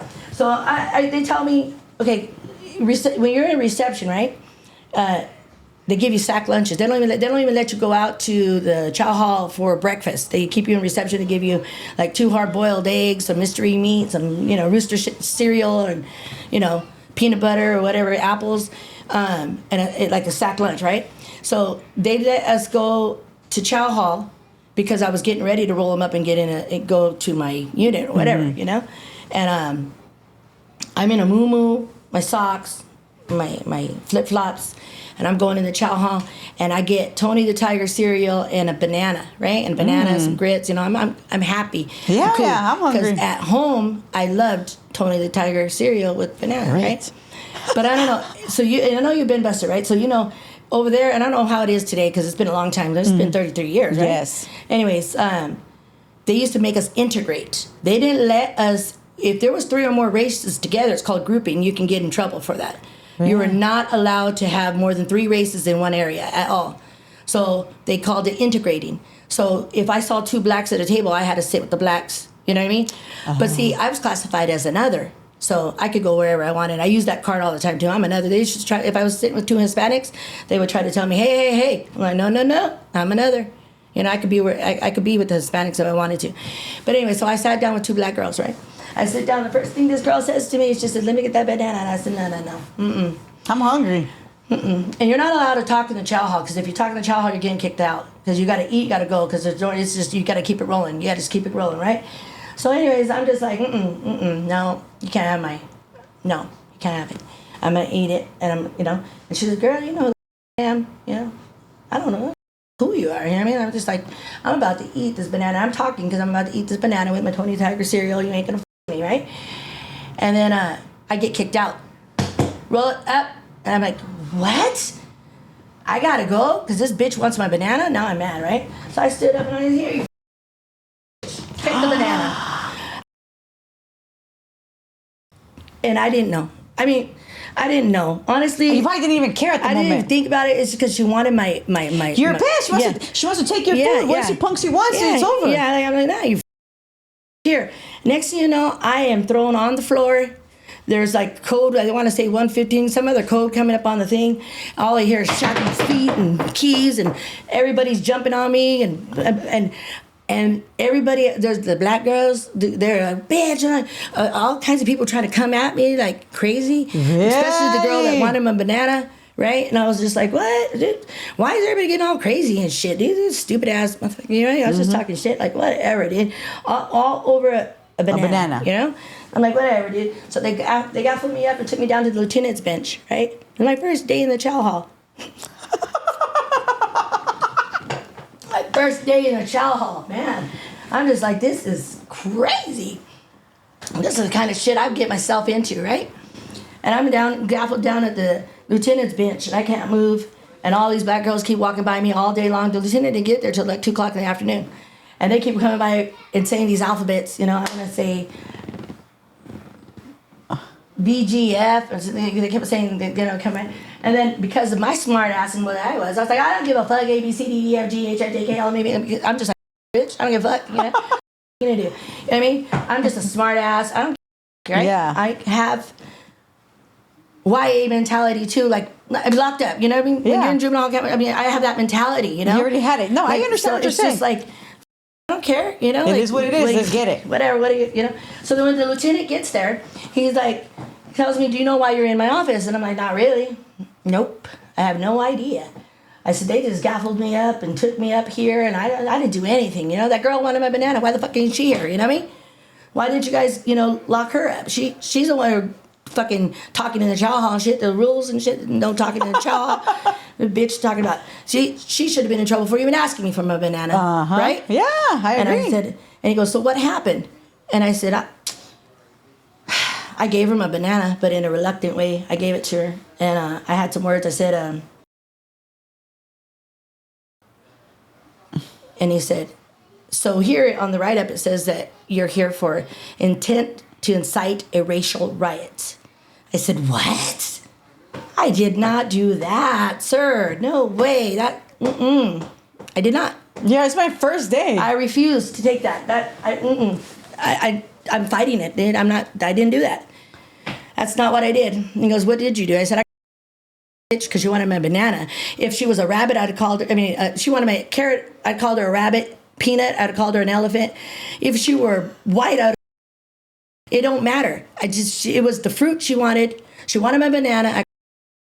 Dude, like, that's it. And he goes, so what do you want me to do with you? This is a serious write-up right here, you know? Normally we'd take you to the hole and you'd be going above the board for, you know. You just got here. You know, and I'm just like, well, I say you just let me go back to my, you know, send me out there. He goes, you want to go to general population? I says, yeah. I think you should just, you know, let me talk to that girl, you know, let me just talk to her, you know, let me just tell her, hey, what's up, you know, like, it wasn't cool for her to, you know, she should be the one in trouble, like I said, you know, I don't think you should do anything. So, you know that this yard is like 75% black. I said, I don't care. What are they going to do? Beat me up? And he was like, okay. The lieutenant's like laughing literally in his seat, dude. Like, he turned around in his chair, came back around, and he goes, all right, I'm gonna let you go. I'm really gonna let this one go. Go ahead and go back. So I went back, I rolled it up, I got my little slip to where I'm gonna go. I'm like, cool, fuck it. Here I go. General population. Cross over the bridge, I get over to 404, room 28. I open up the door, and lo and behold, I'm like, what? Uh-oh, she's there. She went into your room. No, she's sitting on the floor getting her hair braided by her girl right there in my room. That's her room. I said, this motherfucker got jokes. This motherfucker got jokes. I'm just like, Oh my no, I'm God. in trouble, dude. I just shut the door. With my roll up, I walk up and I said, can I use the phone? They said I can use the phone when I get here. And they're like, yeah, you can use the phone. You got to get on the list. And I'm like, okay. So I just went, sat in the day room, put my name on the list, and I waited there. I was crying. I'm not gonna lie, I was crying. I was like, fuck, I'm gonna die. I'm gonna die in prison. I'm gonna die right here, and I'm gonna get my ass beat. You know what I mean? This is my time. It's gonna happen. Oh my God, Linda. Yeah, I was crying. I was crying. And you're so small. Yes, I was so small. I was crying. I was just like, man, I'm just not gonna make it out of prison, dude. My big mouth. There I go with my big white. I just shut the fuck up sometimes. Why am I like this, you know? So I call my dad, and I just tell my dad, I got I'm crying. I love you. I'm gonna die. What? You're not gonna die? Yep, they're gonna kill me. They're gonna kill me here in prison, dude. My big ass mouth. You know, he goes, what do you mean? God damn it, no. You're not gonna die. You fight everybody. You goddamn That's fight right. everybody. That's right. That's right. You know, Muay Thai kickboxing. You beat their ass. What are you gonna do? Take you to jail? You're already in jail. Fuck it. Who cares? Do what you gotta do. That's right. Do what you gotta do. Shout out to Pops, huh? Yeah, he said, use your feet, use your hands, beat her up, sock her up, fuck her up. I'm like, okay, all right. Okay, all right, I guess I will. You know, fuck it. Damn, you got no choice at this point. Yeah, I got no choice, right? So I just hang up the phone and I go back to the room and I'm just like, whose room is this? Whose room is this? And then she's like, hers. And I'm like, all right, you stay right there. You get the fuck out. You know what I mean? You get the fuck out. You know? I said, that's my bed you're sitting on, dude. That's the one with no sheet on it, right? I said, so I need to put my shit down. And then after that, I told her, you get the fuck out. I shut the door. I said, check this out, bitch. You're the reason why, you know, I got in trouble today. I said, but if you're feeling fucking froggy, bitch, you can do it right here. Do you leap right here, bitch, with the door fucking shut? Handle it. Let's do this. Because I am not going to be afraid of you or other bitch on this motherfucking yard. I got my time to do. I just got here. Moo and my fucking flip-flops and my fucking high socks. You know what I mean? Yeah. Yeah. And I ain't scared of you. I am not scared of you. But bitch, next time don't ask for my motherfucking banana, bitch. Like, you don't know who the I am. You don't know who the fuck I am. You know what I mean? You're all mad. Yeah. Get him Yeah, I was like, you don't know who the fuck I am, bitch. I don't give a fuck. I'll fucking karate chop your fucking ass right here, right now, bitch. Let's do this. And what did she say? She was like, girl, I don't want to fight you. I do not want to fight you. What if she really just wanted her banana? And she was like a dyke, okay? She was a black girl with the cornrows, and she was like big. Her name was Caleb. She's probably older now because she was like 30. Shout out to Caleb. Yeah, Caleb. She was like, girl, I do not want to fight you. I do not want to fight you. Maybe she just really wanted the banana. Yeah, I told her, bitch. I said, she said, you was new. I just, you know, hey. I said, yeah, but you ain't gonna fucking punk me. Yeah. You're not gonna punk me. No, it ain't gonna That is happen. to die for. Yeah. Well, that was nice then. Yeah. So then what happened? You guys became really good friends? Yeah, we became really cool friends, and she was Because like, she was your celly. she's my celly. Now she's got to protect me, she said. So now I got her protection because I'm a crazy ass bitch. But anyways, so she got me on her little work crew. You know, I was over there just doing the floors, crisscrossing over to the what do you call it? The hotel side. I'm in CRC. Okay. And there's guys down below too. By the way, there's guys down below, and we used to flag them on flag. Yeah, that's another story, dude. Well, tell us I about got this. myself in trouble a lot in prison, dude. Tell me. And I do. That's another story. Is like, okay, so we used to flag these guys, you know, with our little socks in our hands or whatever, and talk to the guys down on the hill while they're all working out down on the bottom, you know. I was like a professional flagger, dude. But I guess they got sick of it, you know. People got sick of it. They said, I don't know why it bothered people, dude. It bothered the COs. It was they didn't want us doing it. It was, you know. So they had said some shit about if anybody gets caught on Flag Hill tonight, this CO, Miss Torres, right? Man, everybody was scared of her too. Everybody knew. But anyways, if anybody gets caught on Flag Hill tonight, your ass is gonna see. These are gonna be some serious consequences, right? And I was like, you know, I'm still gonna talk to my. I was like, "What's up, Lalo?" You know, I'm gonna talk to this motherfucker anyway, right? And what happens? I get caught, dude. I get caught. That same night. I get caught. Yeah, when we're not supposed to get caught, I get caught, and I get taken down to the lieutenant's bench again, dude. And while I'm sitting down there, I'm just like waiting to see the lieutenant, and I'm like, "What's going on upstairs, dude?" Like, everybody's pissed off at me, dude. People are saying, "You're fucked, dude. Hey, you're really because you're the program, bro." You know, yeah, I'm everybody's program, right? But I'm young. I don't give. Everybody's older than me, you know. I don't care. You guys, you know, that's how I was, you know. I was a little shit, and everybody's like my mom and my dad. You know how that is. Everybody's family in there, right? Right. You're part of your celly's family. Yeah, you know what I mean. You know how it is when you're in there. You're protected. You got a lot of family, right? Yeah, brothers. Anyway, you got sisters. There's a lot of reasons, and like in, you know, yeah. But anyways, want to know what happened? What happened? They tossed up the whole. They were pissed. Yeah, dude. They had tossed up the whole dorm. Yeah, everybody's talking about they're going to beat my ass and everything. And I was like, I don't fuck, dude. I came out in the middle of the hallway. I was like, hey, anybody want to do it, do it. I don't give a all you mother do what the you do. Everybody's going to get caught up in here. So we're all in jail anyway. What the going to do? I was just like, anybody want to handle me? Let's do this. But nobody wanted to. Nobody wanted to fight. They were just like, just don't be doing that shit again. Yeah, dude. just listen, bro. Yeah, just calm down, you know? But I just couldn't, dude. I don't know. I mean, I don't know. I mean, you just couldn't. I understand. It was fun. It's you. Yeah. And then, like, a lot of times, too, like, okay, I was from a Mexican gang, but when I was in prison, I chose to hang out a lot of times with the black girls because my good girl, my friend now, Kayla. Anyways, we play spades all day long. Hey, they're fun, dude. All day long, electric slide, dancing, music, all out on we call it the beachfront. Have you ever been to CRC? No. Okay, well, there was a beachfront, which was where we got to overlook the reservoir from like where the dorm size 406 was, and it was grassy. And it was nice. It was a barbed wire fence and everything. But this is where everybody used to choose to do their pictures and stuff like that because you could see the water in the background. Really? Yeah, okay. it was nice. And everybody would go out there in their short shorts and their towels and kind of lay out. It was called like beachfront. It was a CRC. Anyways, now I forgot what I was saying, dude. You were saying that That's like...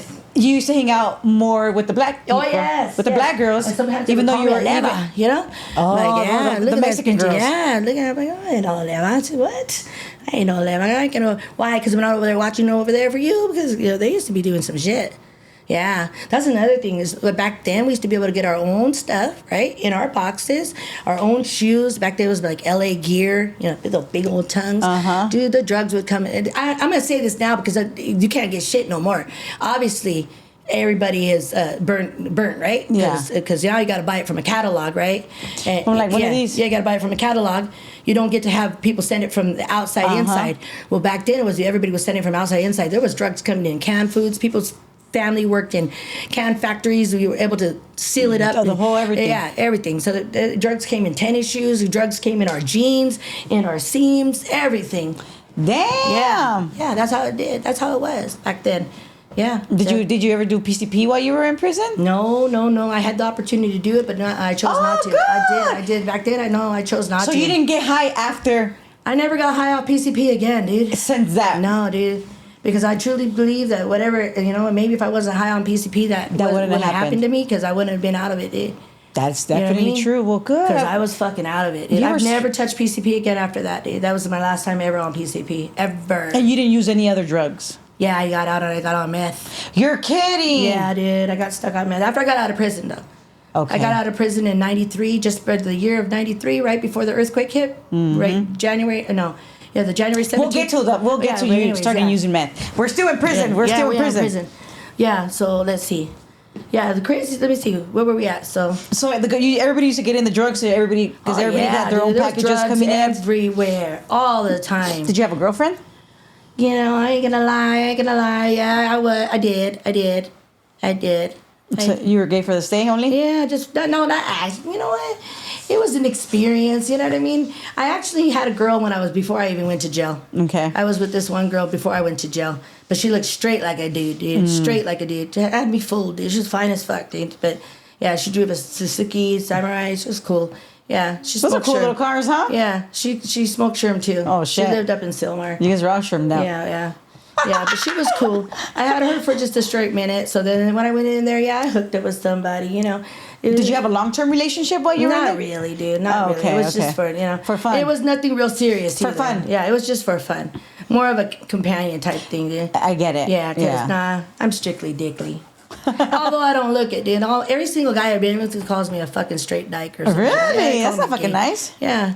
Especially when they say, not that there's something wrong, but I'm saying how they say it. Too hard. How they say it. Like he's saying it in a negative manner. So it's like, well, whatever, Yeah. So. I think every girl's had an experience. No? Something. You had to. Yeah, I believe that as well. I believe that. Yeah. So your time went by pretty fast, your whole 5 years? Oh, yeah. You stood in one place? You want to know what happened, though? Tell me. After that bullshit how did I became a lieutenant's clerk. Ah. The lieutenant made me his clerk. And that job, I only had it for a short time. Just a short time. I didn't want it. Because, a lot of people want a lot of favors. Oh. Dude, a lot of people want a lot of fucking favors. And if you don't do them, dude, but it's a high paid job. It's a good paying job. But I quit. I wonder why he chose you. He wanted to keep an eye on you, Yeah, probably. I think so, dude. And I felt like, look, I always felt like what was the job consist of, or what? Dude, the lieutenant's clerk. Filing the 115s and being in his office, just doing all the paperwork for him and all this stuff. Yeah. I didn't. But you know what? I didn't want that job, dude. No, It's too much. No, that was. I felt like I was always being set up in there, you know? Like, especially like when I told him to put me in GP, you're going to go put me in with my The enemy. girls' room? Yeah. Yeah. You know what I mean? That was messed up. Yeah, Because who knows what could have, he like definitely set you up for like failure. Yeah, what about if, what if she did want to fight you? Yeah. And they jumped you in there and like beat what you. about if I wasn't able to hold mine? Mm-hmm. Right? Yeah, you could have. Yeah. You could There's have. one girl, they do a lock pot. You know what? Back then they used to do these like turnarounds. Like I think like if you got out and you got higher busted, they instead of going like straight to the jail, they would take you right back to Prison, right? You know, on an N number because of violation for drug charges, right? That's what the N number. Yeah, like the N number is like rehabilitation, right? Okay. So if you get busted on an N number, if you got busted, you go straight back to the prison, right? So this one girl's wifey got out, and I guess found out that the wifey messed around with her, with some other girl. She turned around, came right back. When they came back right back, they did some crazy shit. They did the locks. That's the locks in the socks. Dude, we heard that shit going, oh my God, never seen that girl again. You're kidding. Never seen her again. I don't even know if she died. I don't even know if her name was Shireen. I remember her name was Shireen, a white girl named Shireen. There's a Featherwoods. The Featherwoods are cool. You know, they have little groups in there. It's not about gangbanging in there. It's there's racial. It's a little racial. There's blacks, there's whites, and there's Mexicans. You know, but it's not like like men. Yeah, not like that though. Yeah. But yeah, that was crazy. I still wonder. And you know what? My Sally, she's the one who told me, girl, you see no evil, hear no evil, speak no evil. Okay, shut your. It never happened. You didn't see it. You don't know it. Wow. Yeah. Well, I mean, yeah. Yeah. A lot of shit would go down. Like when we were back in Sybil Brand days, when they would fight and everything, and then when they called it, we'd have to get on our bunks on the corner and put our hands on the rails so they'd come by and check our fingers. Yeah, to see who was doing it. I think they probably still do that. Yeah, they do. I don't know. I just remember a lot of stuff. Like little memories. It's a blur, Yeah, little memories. This has been a long time, girl. Come on, 33 years. And then all the PCP you smoked. Yeah, and then no, not only that. I said I've only been clean 16 years. After that was meth. Okay, I didn't go back to PCP. Okay, so you're in prison. Tell me about your favorite prison food. Like that you guys used to cook. Probably the SOS. Yeah? The shit on a shingle. I loved shit on a shingle. But then what about like food that you guys cook? Oh, the top ramen, dude. What? Yeah. The spreads? The spreads, dude. The Cheetos with the hot Cheetos. We didn't have hot Cheetos back then. No, there was no hot Cheetos. We just had Cheetos. So that's why we had to steal the chili peppers. Yeah, so we had Cheetos. That's why we had to steal chili peppers. But yeah, I'm gonna make myself a soup when I get home. Yeah, sometimes I do. I like it. I do. It's a lot of calories, but I do. It is what it is. I'm trying to lose weight right now, but yeah, sometimes I get a stick. Like a little urge. Sometimes we go get the summer sausage and the hot pickles and and you Make mayonnaise. it. Yeah, and I like mayo in my stuff. It's just fire. Yeah. It does make everything better. Yeah. It does. It does make everything better. Yeah, it does. But I like it now with the hot Cheetos. So yeah, hell yeah. Hot Cheetos, crumble it up, cook it in a bag. Yeah. Fire, huh? Cut up some summer sausages, some pickles in there, some. Yep. Hell yeah. I do. I have it every now and then. I'm not lying. No, I know. I have it. I get it. Trust me. Here and there, I crave it myself. I just don't try to eat soup like that because it's a lot of calories. It's so not healthy. It's not. But I'm gonna have one today. Yeah, I'm gonna have one today. And that's what we used to do though on the spreads. That's every Sunday. Fire. Dude. And did you have like pen pals? Oh, I had a lot of pen pals. Where did you meet them at, or what? Dude, I met them either in jail, going back and forth to court. I met a lot of guys. I was talkative. I was a social. Hey, you did tell me you were talkative. I was talkative. Let me tell you. And then, my hair back then was real long, kind of like a mermaid color, like Ariel, probably I don't know, reddish brown or like. Is it your natural hair, or you were just dyed? No, I had. It was probably color dyed, but it was real long, right? So the girls would braid my hair and put it like in a fishtail, so. In prison, I got the nickname Mermaid, or like Ariel or Little Mermaid. They called me that. That was their name. Yeah. Yeah, Mermaid. Everybody called me Mermaid because of my hair, because of the color. It was like an auburn. I was long. I guess I looked like Ariel because all I wore was Cherry's Jubilee lipstick. That's it. You know, I wear like my little face foundation up in there or whatever, but just lipstick. That's it. So they said I look like Little Mermaid. That's cute. That's cute. That's a cute name. Yeah, yeah. It was cool. It's a compliment. Yeah. My prison stay wasn't hard though at all because like I said, I was the baby. There was I got a mama and a papa, you know what I mean? Yeah. You got your especially if you know what it's like, then it was just good. You know what I understand. Yeah. Yeah. I had this one girl, Flaca, from Monte Flores, dude. I'll never forget her, dude. She was my ride or die. Like, she was like my mom in prison. Like, in county, too. She was with me all the way through. Oh, that's nice. All the way through. Like, hopefully she's okay. Dude, I hope so, dude. I hope she didn't overdose, because her drug of choice was heroin, yeah. Yeah, I used to get in trouble for her, dude, because I used to be I flagged better than her. I flagged faster than her. I used to flag down for her man and stuff, down the hill. Mm-hmm. Yeah. Yeah. Yeah, there's a lot of girls. Like I said, we had a lot of girls from Chiques, a lot of girls from everywhere, from up north. It's crazy, yeah. They're all over the place. I mean, they send them. We gotta go somewhere, right? Yeah, but it's not crazy like the guys though. No, it's pretty smoother, huh? I think so. I think so. Unless you get yourself in some shit, like don't nobody's bitch, dude. That's the number one thing of girl prisons, and I always say that. The problem is the girlfriends. Yeah, that's it. That's what causes problems. It is. That's what it's all about. Yeah. It's not like that's what all the beef is about. Yeah, always. Exactly what it is. Why everybody's always trying to scope on some new booties when they come in because they just want to hurry up and get somebody. No, just kidding. Yeah, but no, that's it, dude. You know, you just. Like I said, I was cool with everybody, you know. I get along. I hang out anywhere. I did an electric slide. I danced. I played spades. I played baseball out there with the girl. I mean, we played on the field. Yeah. It was a good time. It was a good time. While you were there, obviously, made the best out of it. I made the best out of it. Yeah, I worked in the kitchen because that's my first job, and then I advanced to the maintenance crew with Kayla. And then I did the lieutenant thing, but nope, I quit that job because that that one, nope. Let's see. I think that. And then, another story is like CIW had gotten asbestos one time. And so they transported the girls from CIW over to the blacktop on the other side, the hotel. Okay. So we had to go, as a maintenance crew, we had to go clean that whole area ready up for them. to get ready for the CIW to come. And when they got there, and I was young, so I was interested. You know Susan Atkins, from the Helter Skelter? No, I don't think Charles Manson? Okay. Sounds familiar now? Yeah. Susan Tate. You remember when they killed her in the big old Hollywood? Yes. Those girls were there. And those girls came, so that was interesting. Yeah. Did you went over there and you talked to them? Well, I seen them. Well, Patricia Krinkle, she was like the PE fitness from school. Mm-hmm. She was the coordinator there, so it was a trip.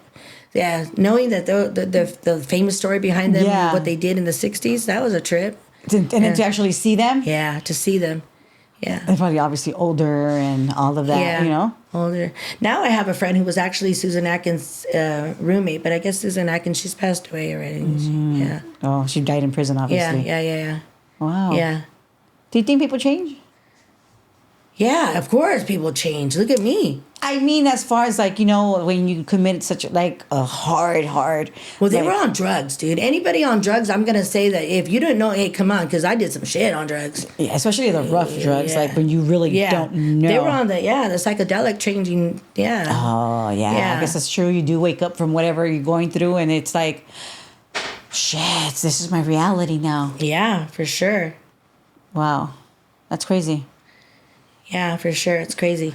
So you get out, right? I get out. Who picks you up? Your parents? Honestly,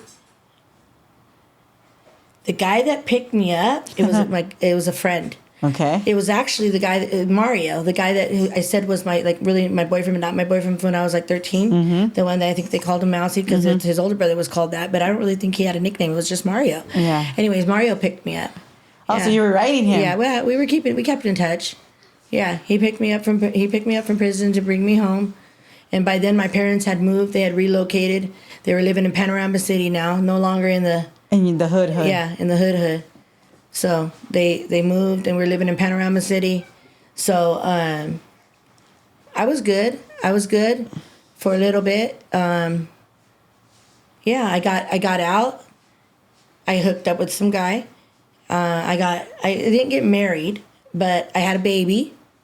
With the guy that you hooked up with. Yeah, and I stayed with him. He's somebody I've known from when I was way young, from when I first, it's like elementary school actually. It's crazy back in the, yeah. So I got out, I did well for, I was on parole. I was on parole. It was a big reason why, you did don't well. mess around. And so it was like 94, 95. My daughter was born in 96. I started messing up again when she was like 2. I got into meth. Well, how did you get into meth? Because the guy I hooked up with, he wasn't so innocent either. You always attract some craziness, huh? Yeah. He was from a different neighborhood, he wasn't really a gangbanger. He was a drug mover. He was a mover. You know what I mean? And a user, obviously. Not really a user, no, just a mover, moneymaker. Really? You know what I mean? That's what my game is. Just a moneymaker, really, a moneymaker, and he did pow, he did coke. He partied, he drinks. But he was just a moneymaker. Up in the this San Fernando Valley area, yeah. So wow. he did that. So how did you start using Well, he partied, so I partied. Okay. But I got on a different type of drug. Got it. I got onto And what did he say? But well, he partied a little bit too. So he really couldn't him say. and I, we split up because he cheated. You know? Like he got with somebody else, so then it was done. My daughter was 4 by then, but we well, by this you're already hooked. Yeah, by then, I'm on speed. Yeah, I'm doing speed, but we're moving it, doing it, moving it, doing it. You know what I mean? Oh, you're a mess. Yeah. So then when we split up, I went to go live at my mom's, and then there was like 24-hour pool halls, and a lot of strip bars, and I met a lot of people. My brother was into this shit. My baby brother was into the meth. Oh, wow. And so I got into it. Yeah. I got into it like in 99, 2000, 2001, 2000, 2, 3, 4, 5, 6, 7, 8.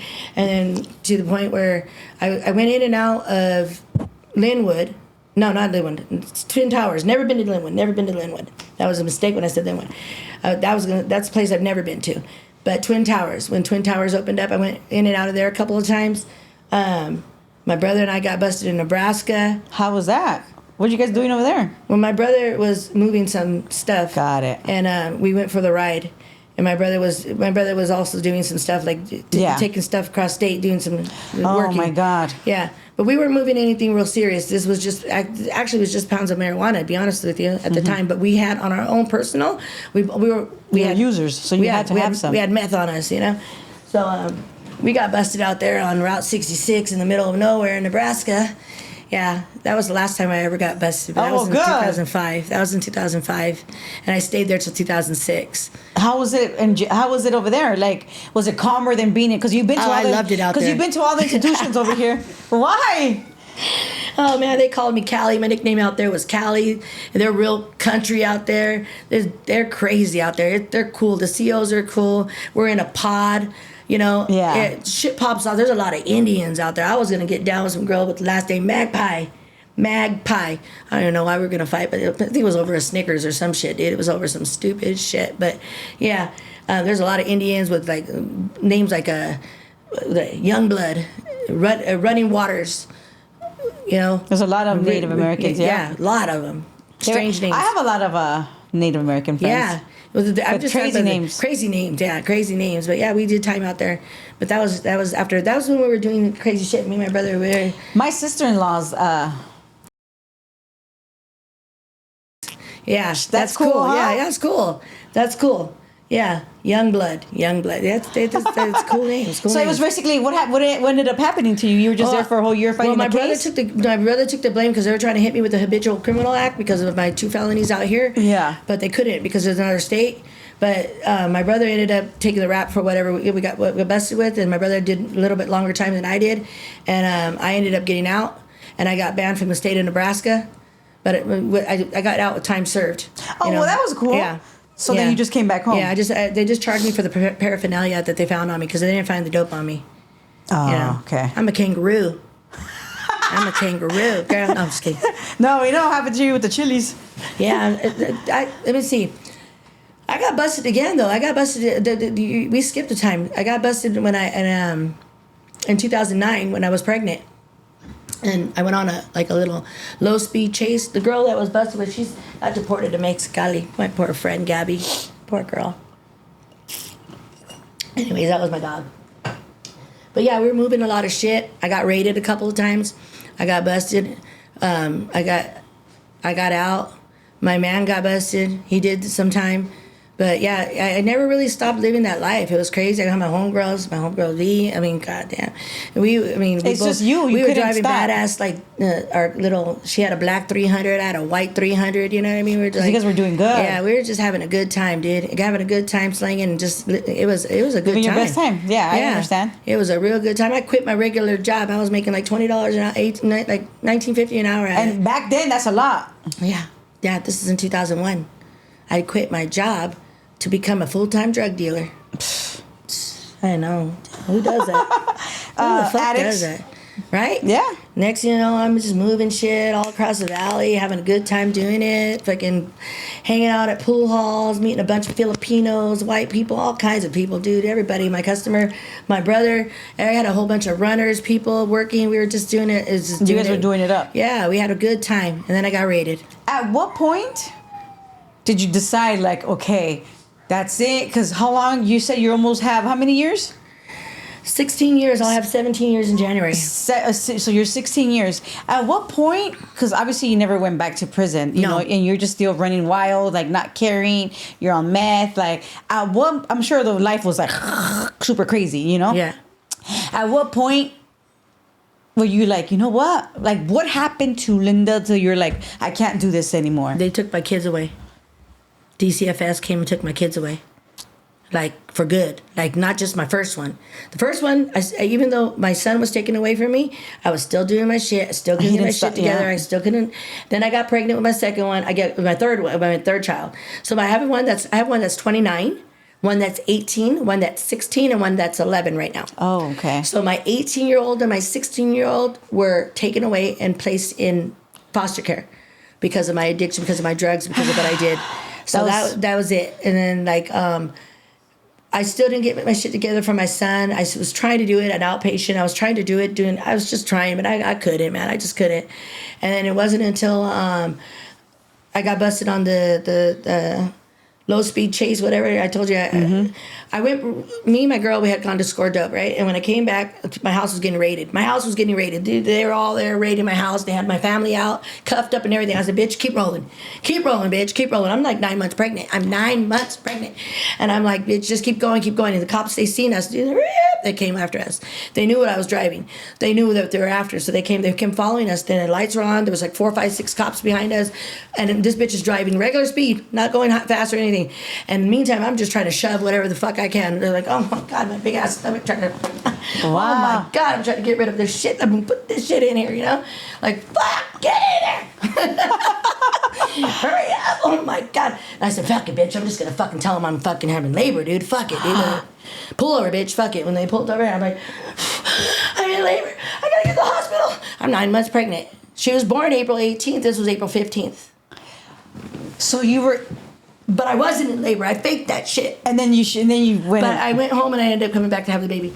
But I didn't get busted. They didn't bust me. They ended good. No. I'm sorry. I did. I got bailed out. They did bust me. They took me to jail. I bailed out, then had the baby the next day. Oh, I thank bailed out, God. it was $1,500 to bail out. Now I remember that one. That was crazy. But they only had me on a paraphernalia charge anyways. Because they didn't find anything. They didn't find anything. Oh, They didn't good. find anything. They didn't find anything at my home except for paraphernalia. That's it. But they took your kids. So one of them was already taken. Okay. My son was already in the system. He was already in foster care. I caught a case with DCFS. I had caught a case with an open case with DCFS. I caught another fucking open case because they raided my house. Yes. But they didn't find anything other than the scales and paraphernalia. They didn't find the drugs. So when I got to the hospital, when I went and I told them I had to hurry up and go. It was going to come out, whatever. I ran in there. I got rid of everything. Flushed it down the toilet. Everything. Yeah. All of it gone. Everything. And then I laid on the bed for like 4 or 5 hours until they determined that, okay, she's dilated, but not that much. But they took me to the Van Nuys substation, whatever. I bailed out, went back, and I had my baby on the April 18th. Wow. Yeah.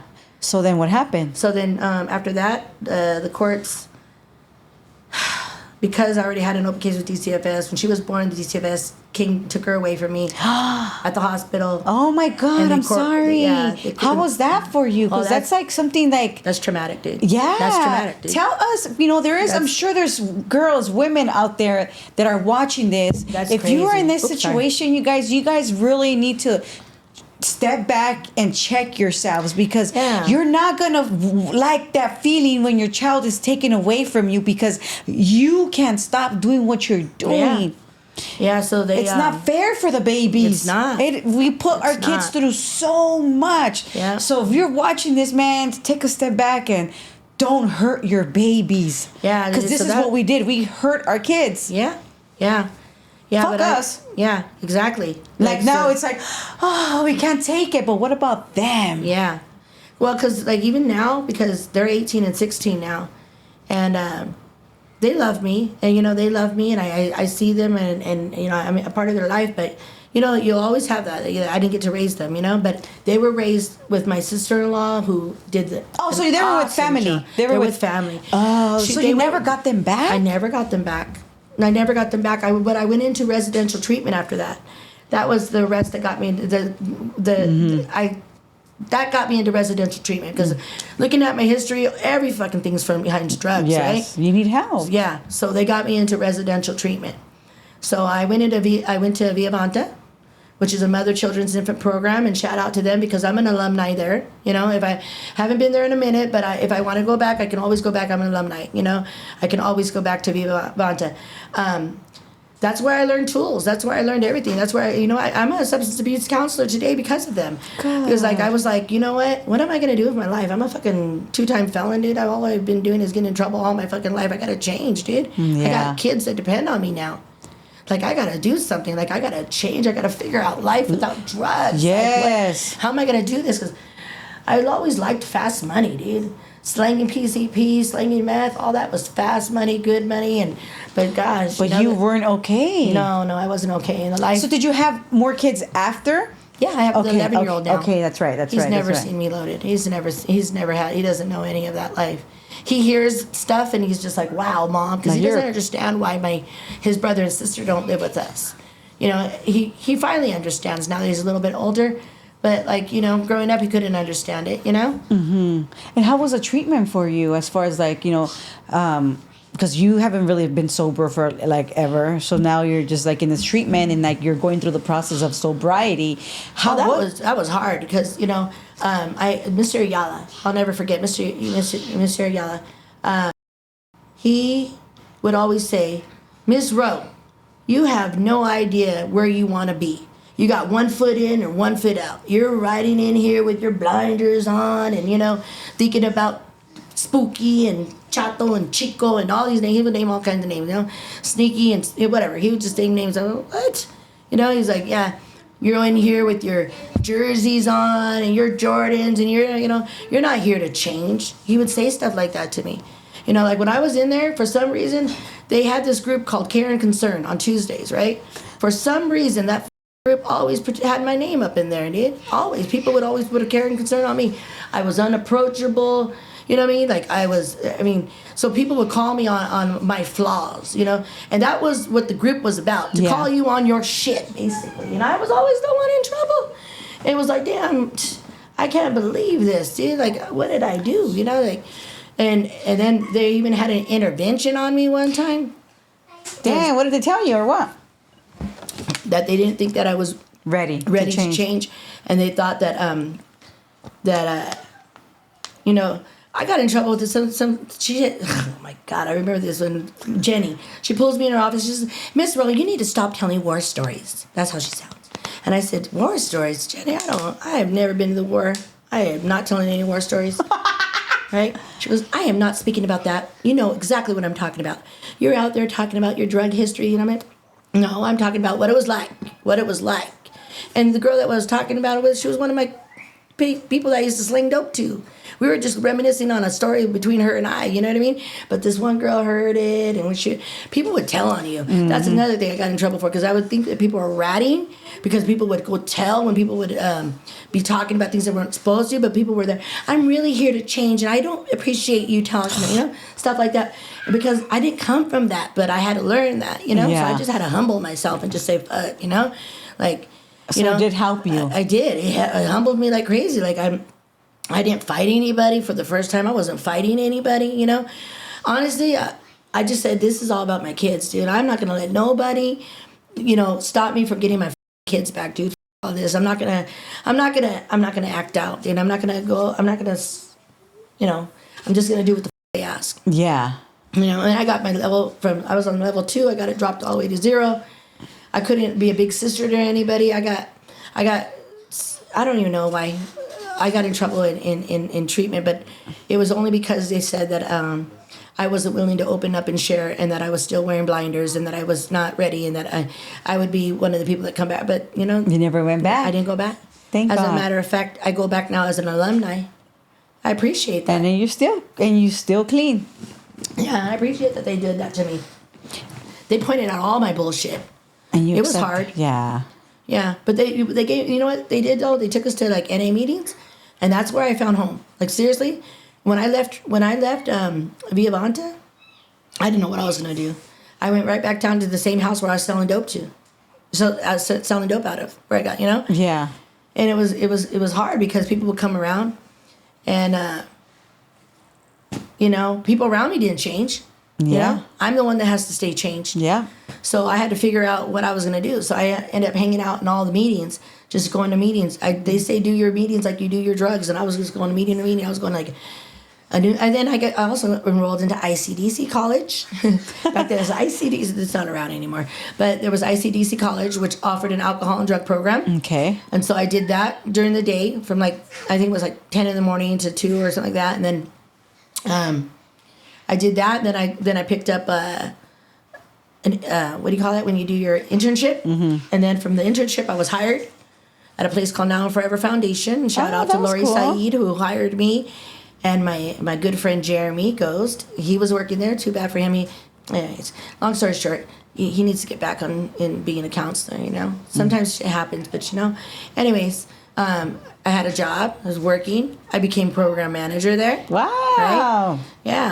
Yeah. And then I ended up working. Now I work in I work in treatment. I work in opioid treatment. So I work at a methadone clinic. How is that? That's crazy. Because I don't know. I never really seen anybody kicking. Mm-hmm. So they go there. That's bad. Sometimes they're shitting their pants. Sometimes they smell.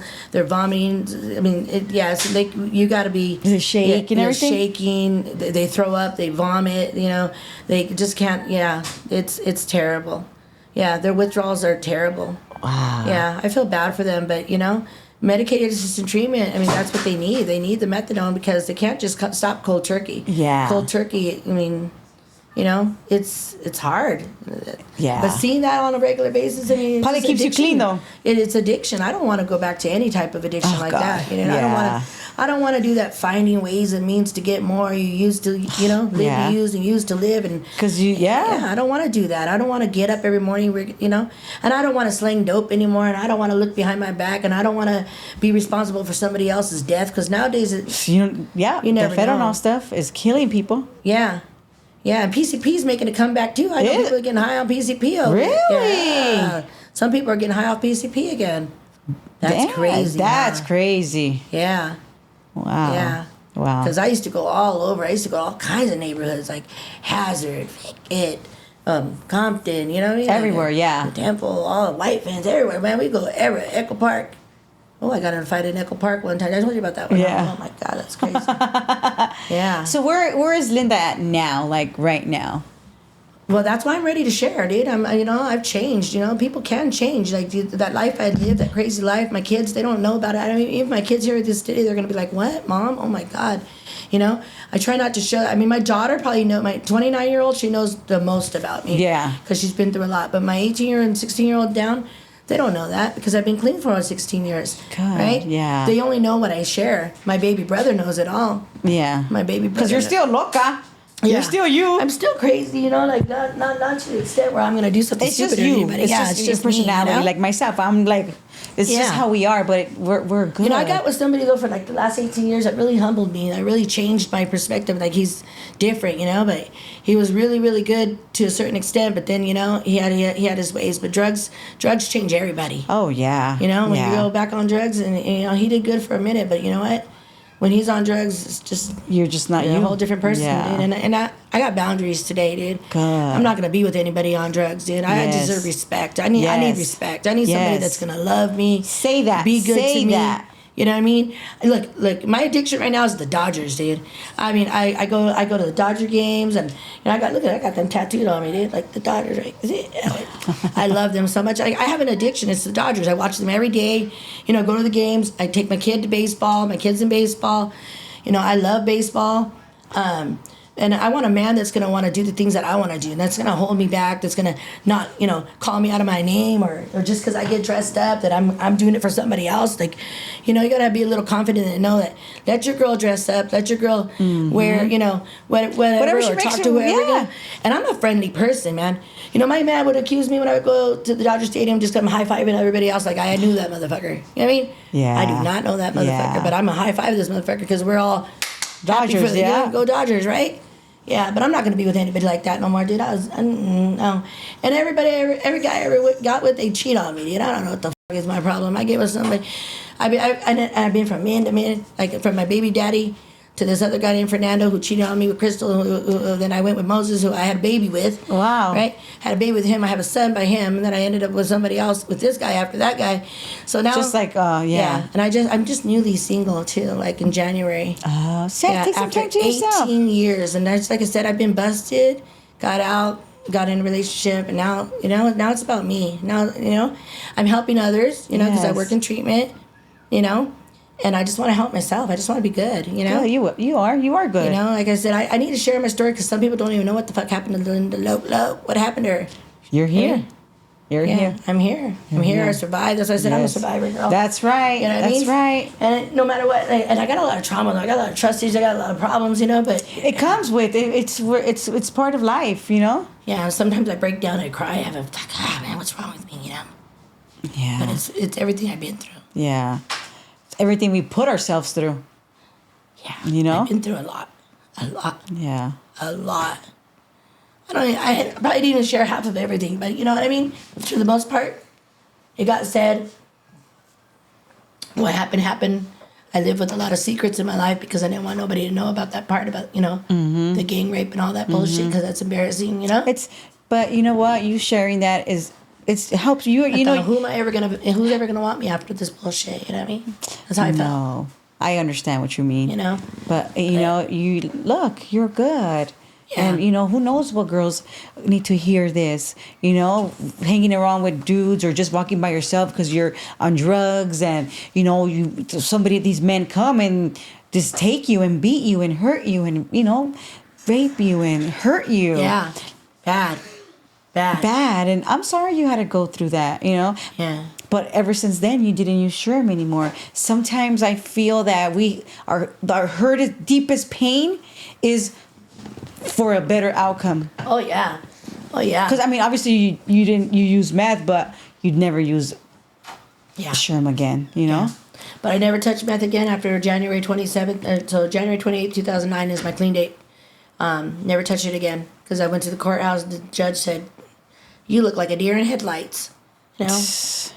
All high, 6 months pregnant. Wow. 6 months pregnant.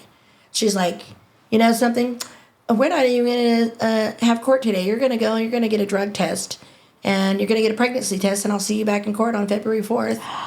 And I'm like, okay, all right. So I went and tried to drink every drink to clean my ass, and it didn't work. It didn't work at all. I was pregnant, and I was on drugs. Wow. So from that day on, she court ordered that baby out of my life. And even worse, when I caught another case, when I caught the case on April 15th, 2009, I caught a case that I was clean. I stopped doing drugs January 28th, 2009, but I kept slanging. I kept selling. I kept moving it. Kept doing that. Because that's an addiction too. Yeah. You know what I mean? Yeah. you know, and I didn't come from, my parents worked and stuff, but I didn't come from a whole lot, you know what I mean? Yeah. And, you know, they struggled. They had regular jobs, you know? Yeah. Nothing real big, no big careers. I mean, they come from Thailand. They're immigrants, you know what I mean? But Yeah. they speak English, but my mom, you know, we had a little Thai restaurant and stuff like that. Like, well, that was later in life. But growing up, it was hard, you know? Yeah. Like, my mom worked at Pick and Save, and my dad worked at Firestone. Yeah. Yeah, that type, you know? It wasn't Yeah. like, you know what I mean? Yeah. So we, you know, we struggled, and I found ways to take care of me, buy my clothes, take care of myself, Yeah. you know? Wow. Yeah.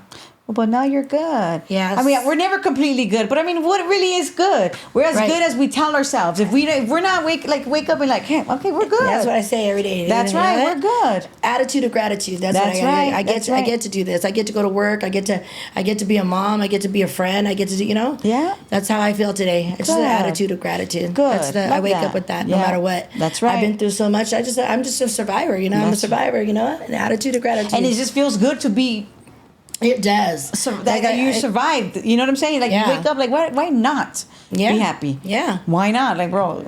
With everything I've been through, Mm-hmm. yes, trust me on this. I'm like, I'm good. I'm good. Good. I'm good today. Good, I'm I'm good today. glad. That's why when you were saying, "Hey, come share your story," I said, "You know what? It's a long time ago because that's Sybil Brand. Yeah. You know, That's- Sybil Brand was crazy. The dungeon, there was elevator rides. It was crazy.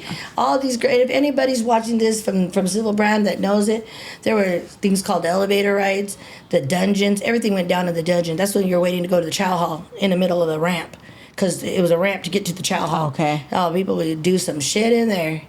Yeah, it's crazy. Like what? That's everybody got down in there. Oh, okay, okay, yeah. Anything, all kinds of shit happened in there. Yeah. Yeah. Wow. Yeah. That is pretty intense.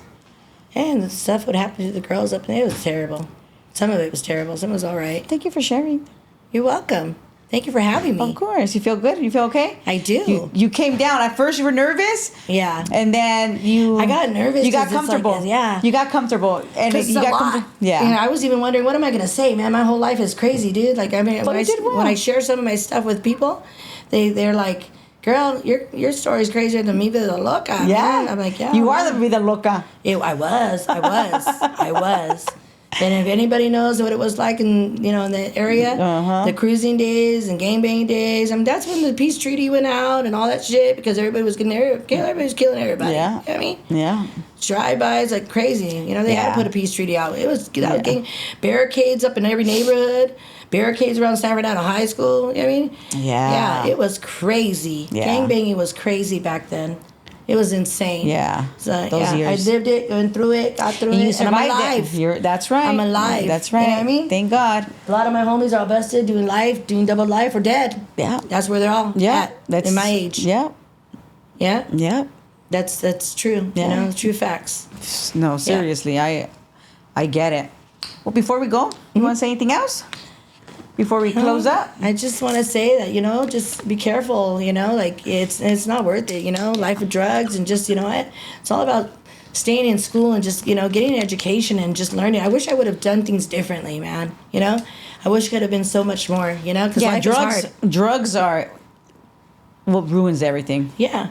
Like, my kids have ambition, they're going to do things, and I thank God, That Thank you're God. able to be here and watch Yes, them. Yes. Like, my son right now, he's playing baseball. He's like, Mom, are you going to be happy if I play on the Dodgers? Absolutely, baby. Yeah, please go play for the Please. Dodgers. You know what I mean? Yeah. Yeah, one day. He's got a lot of... So, yeah, absolutely. I just, just be careful. Be careful out there. It's getting rough. When I look on social media and I'm like, oh, my God, they're going back to those days. Yeah. Yeah. Just stay away from drugs, man. Drugs Stay away ruin from your drugs. life. Stay away from drugs is Mostly, perfect. yeah, drugs. Yeah, that's perfect to say. Yeah, basically. Live life, man. Yeah. Enjoy. Yeah. It's too short. It's too short. Yeah. You never know. Well, thank not you worth for it. sharing. Thank you. Thank you for having me. Yeah. Of course. Thank you. You guys don't forget to like, share, and subscribe. Bye. Bye.